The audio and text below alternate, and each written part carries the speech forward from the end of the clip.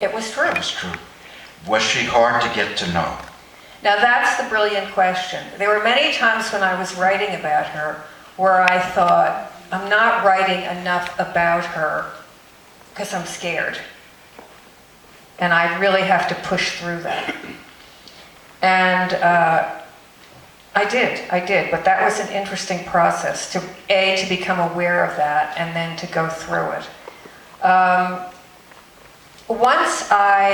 Early on, an author of mine had suggested that I get in touch with, early in Stanwyck, very early, when Stanwyck was a showgirl in New York, there were 3 girls who danced together, who lived together, and they had made a pact that they would only work together. And that was Barbara Stanwyck, then Ruby Stevens, Dorothy Shepherd, who became Walda Mansfield, and Mae Clark, who I'm sure some of you know.